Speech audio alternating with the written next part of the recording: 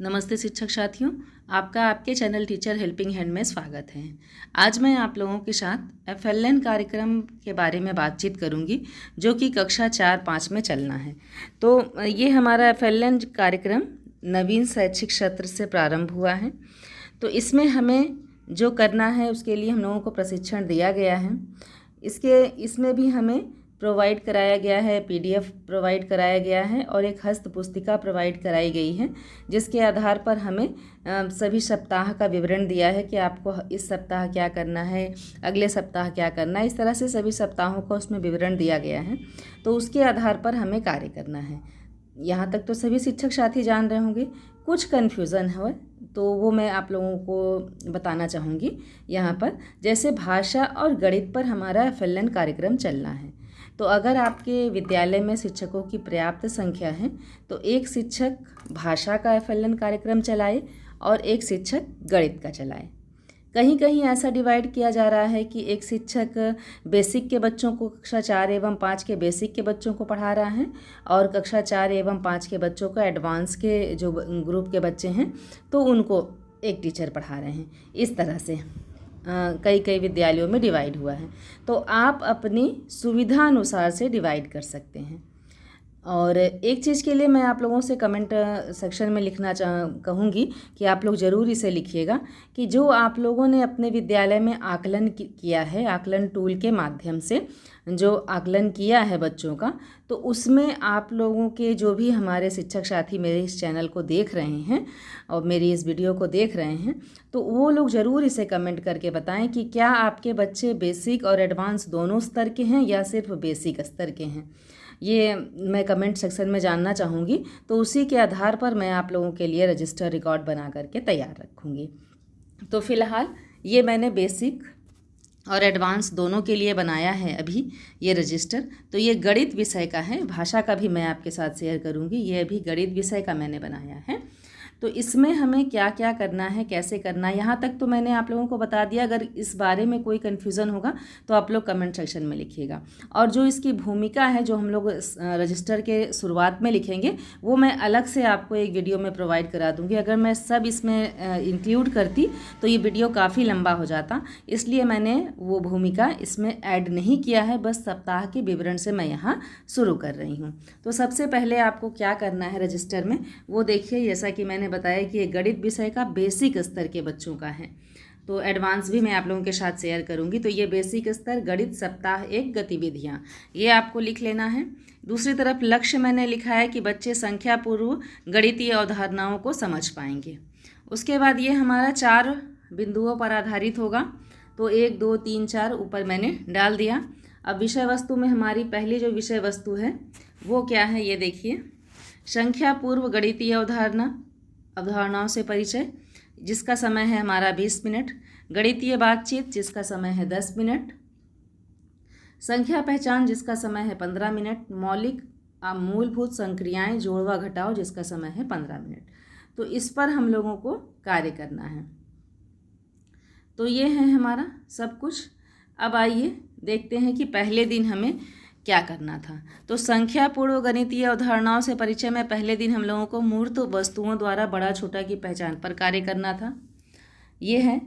फिर दूसरा, गणितीय बातचीत में कक्षा में उपलब्ध संसाधनों पर संख्या आधारित चर्चा। संख्या पहचान में लाल हरे रंग की पहचान, मूर्त वस्तुओं द्वारा संख्या गिनना, पहचानना व लिखना। मौलिक मूलभूत संक्रियाएं जोड़ व घटाव में जोड़ घटाव के 1 अंकीय 3 से 4 शाब्दिक सवालों पर बातचीत। तो इस तरह से ये हमारा पहला दिन हो गया। अब मैं जल्दी आप लोगों के साथ शेयर करूंगी। PDF मैं अपने डिस्क्रिप्शन बॉक्स में ज़रूर डाल दूंगी ताकि मेरे शिक्षक साथियों को परेशान ना होना पड़े। तो दूसरा दिन हमने क्या करना है, घर की छोटी बड़ी गोल आकार की दिखने वाली वस्तुओं पर प्रश्न हम लोग बच्चों से करेंगे। ये मैंने बहुत संक्षिप्त में इसे लिखा है और कोशिश किया है ताकि ये एक पेज में आ जाए और सभी शिक्षक साथियों को परेशान ना होना पड़े, इसलिए मैंने इसे शॉर्ट में करके लिखा है।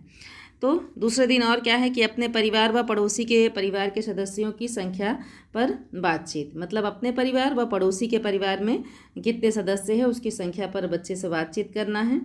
फिर यहाँ संख्या पहचान में बच्चों से उनके आसपास 3 की संख्या में दिखने वाले वस्तुओं के हम लोग नाम पूछेंगे। और फिर लास्ट है हमारा मौलिक मूलभूत संक्रिया जिस जोड़ व घटाव पर है कि जोड़ घटाव के एक अंकीय शाब्दिक सवालों पर प्रश्न करना। तो ये हमारा रोज ही है, ये 15 मिनट शाब्दिक सवालों पर जो बातचीत है ये रोज दिन के लिए ही कराना है। अब तीसरे दिन में क्या कराना है ये देखें आप। कक्षा में उपलब्ध गणित किट, पोस्टर व वस्तुओं से मोटा पतला की पहचान, गोल आकृति बनाने पर कार्य करेंगे। फिर हम लोग अगली नेक्स्ट क्या करना है, कैलेंडर का इस्तेमाल किन किन कामों में करते हैं इस पर बातचीत होगी। 1 से 9 तक की संख्या को ऊपर से नीचे व नीचे से ऊपर की ओर गिनती करने पर कार्य होगा। फिर सेम वही जोड़ व घटाव के एक अंकीय शाब्दिक सवालों पर मौखिक बातचीत, मूर्त वस्तुओं से प्रश्न हल करने की समझ। अब आते हैं चौथे दिन।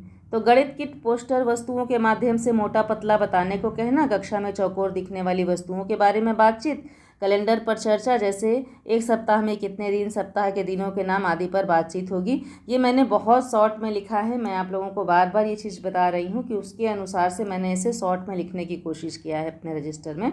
संख्या पर आधारित सीधी व उल्टी हथेली की गिनती पर गतिविधि कराना, जोड़ घटाव के एक अंक के शाब्दिक सवालों पर मौखिक बातचीत कराना व मूर्त वस्तुओं की सहायता से हल करके बताना। तो ये हमारा चौथा दिन यहाँ कंप्लीट होता है।